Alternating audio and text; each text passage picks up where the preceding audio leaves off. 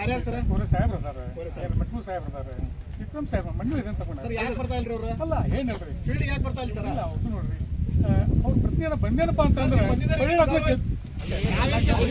ಚರ್ಚೆ ಮಾಡ್ಯಪ್ಪ ಅಂತಂದ್ರೆ ಘೋಷಣೆ ಮಾಡ್ರಿ ಅನ್ಕೊಟ್ಟಿ. ನೀವು ಒಂದು ಕೋಟಿ ಘೋಷಣೆ ಮಾಡ್ರಿ. ಅವ್ರ ಪ್ರತಿನಿಧಿಯಾಗಿ ನೀವೇ ಘೋಷಣೆ ಮಾಡಿಬಿಡ್ರಿ ಸರ್, 1 ಕೋಟಿ ರೂಪಾಯಿ ಕೊಡ್ತು ಅಂತ ಹೇಳಿ. ಆಮೇಲೆ ಅವ್ರು ಹೇಳ್ತಾರೆ ನೀವು ಪ್ರತಿನಿಧಿಯಾಗಿ ನಾ ಘೋಷಣೆ ಮಾಡೇನು ನೀವು ಕೊಟ್ಬಿಡ್ರಿ ಘೋಷಣೆ ಮಾಡಿ ಸರ್ ನೋಡೋಣ. ತಗೋರು ದಯಮಾಡ್ರಿ. ಈಗ ಏನಿತ್ತಲ್ಲ ಈಗ ಏನಿತ್ತು ನಮ್ಮ ಸಾಧ್ಯ ಅದು ಮಾಡಿದ್ದೇವೆ. ಈಗ ಮತ್ತು ನಾವು ಪ್ರಯತ್ನ ಮಾಡಕ್ಕೆ ಇಷ್ಟಕ್ಕೆ ಮುಗಿದಿಲ್ಲ, ಇಷ್ಟಕ್ಕೆ ಮುಗಿದಿಲ್ಲ. ಇಷ್ಟಕ್ಕೆ ಒಂದು ಜೀವಕ್ಕೆ ಬೆಲೆ ಅಲ್ಲ ಸರ್. ಮೊನ್ನೆ ನೀವು ನೋಡಿ ಕೊಟ್ಟಂತ ಎಷ್ಟು ಕೊಟ್ಟಿದ್ದೀರಿ ಸರ್? ಟೋಟಲ್ ಎಷ್ಟು ಕೊಟ್ಟಿದ್ದೀರಿ? ಈಗಾಗಲೇ ನೋಡಿ ಸರ್, ಪರಿಹಾರ ಎಷ್ಟು? ಈಗಾಗಲೇ 20 ಲಕ್ಷ ರೂಪಾಯಿ ಪ್ರತಿ ಮನೆಗೆ ಹೋಗಿ ಕೊಟ್ಟು ಬಂದೀನಿ. ಎಷ್ಟು ಮನೆ ಮುಟ್ಟಿದೆ ಸರ್?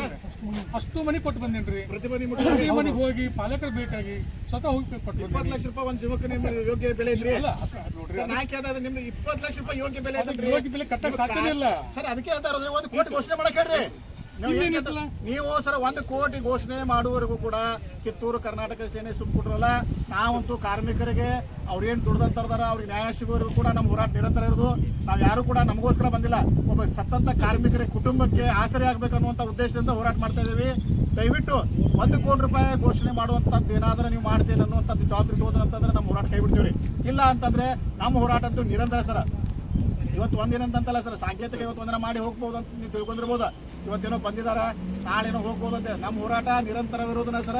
1 ಕೋಟಿ ರೂಪಾಯಿ ಘೋಷಣೆ ಆಗಲೇಬೇಕು. 1 ಕೋಟಿ ರೂಪಾಯಿ ಘೋಷಣೆ ಆಗದೇ ಇದ್ರೆ ಕಿತ್ತೂರು ಕರ್ನಾಟಕ ಸೇನೆ ಇಡೀ ರಾಜ್ಯಾದ್ಯಂತ ಹೋರಾಟ ಮಾಡೋಕ್ಕೂ ಕೂಡ ನಾವು ಹಿಂಸರಿಯಲ್ಲ ಸರ್. ದಯವಿಟ್ಟು ನಮ್ಮ ಉದ್ದೇಶ ಏನಂತಂದ್ರೆ ಒಂದಂಥ ಕುಟುಂಬಕ್ಕೆ ನಿಮ್ಮ ಆಡಳಿತ ಮಂಡಳಿಯವರು ಬಂದು ಸಾಂತ್ವನ ಹೇಳುವಂಥ ಕೆಲಸ ಆಗ್ತಾ ಇಲ್ಲ.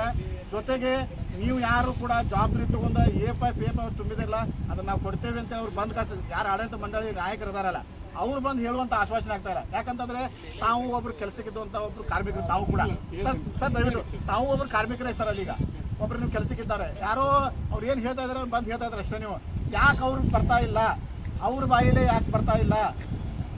ಮಾಲಕರ ಬಾಯಿಲೆ ಬಂದರೆ ಅದೊಂದು ಏನೋ ಜನರಿಗೂ ಕೂಡ ಆ ಮನೆಯಂತ ನೊಂದಂಥ ಮನೆಗಳಿಗೂ ಕೂಡ ಒಂದು ಶಾಂತಿ ಅನ್ನೋದ್ರಿಂದ ನೆಮ್ಮದಿ ಅನ್ನೋದು ಸಿಗ್ತದೆ ಸರ್. ಬಟ್